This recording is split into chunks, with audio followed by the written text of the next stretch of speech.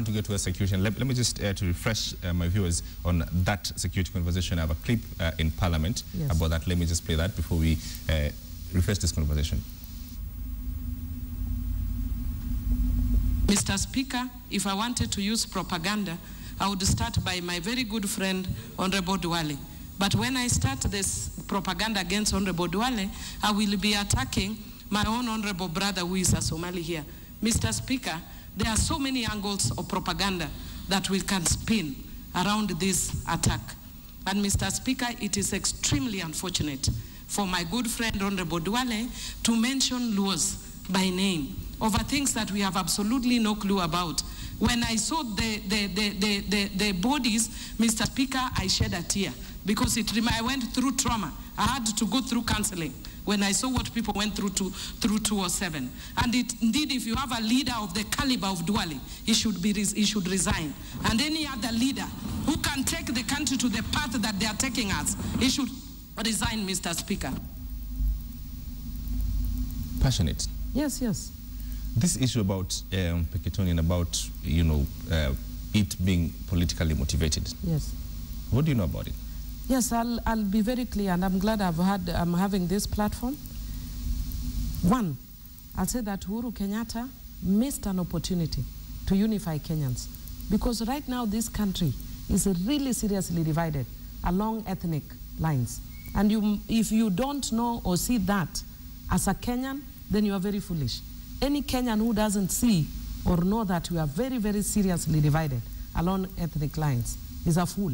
And I'll repeat that, and they can take me to any court. And if one ambit of what the president said may be true from the information that's coming, that it could be politically motivated at a local level. And I'm glad there's a journalist that reported here, I forget his name, I think it's called somebody, John Girachu or something. And I told him I'm going to look for him, and I'm going to congratulate him. Because we need people in times like this who can stand for the truth. And he said there are local issues. It's about settlement that was done by our first president. And the locals there are complaining. And they are saying we are being marginalized in our own land. And Al-Shabaab could have taken advantage of that. Or the locals could have done it and pretended to be Al-Shabaab. So there could be an element. I'm not saying there is, because I think it's too early to even make conclusions. But initial reports seem to indicate that. Now, to come and link that with a CORD rally, really, is stretching imaginations beyond limit. And I think it was extremely irresponsible of the President, Uhuru Kenyatta.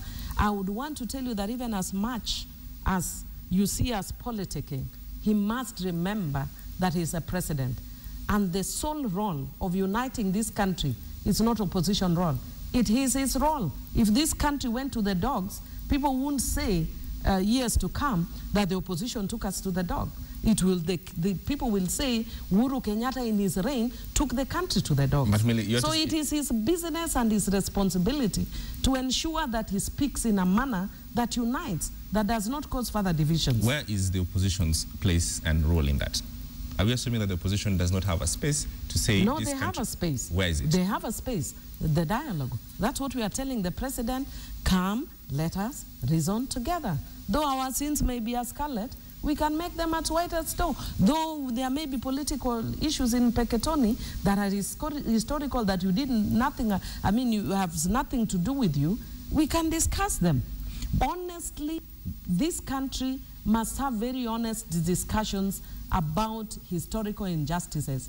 I sit in Parliament, and I can tell you that people will pretend and come out here and say nice things that people want to hear. When you sit to people one-on-one, even the ones who are in Jubilee, when they start talking about our people, they speak very different things. And you will notice very curiously. I want you to notice very curiously, I don't know if you made that observation, look at the Jubilee side, the people who, other than Duale, the people who are overexcited, do an analysis, and it will tell you something.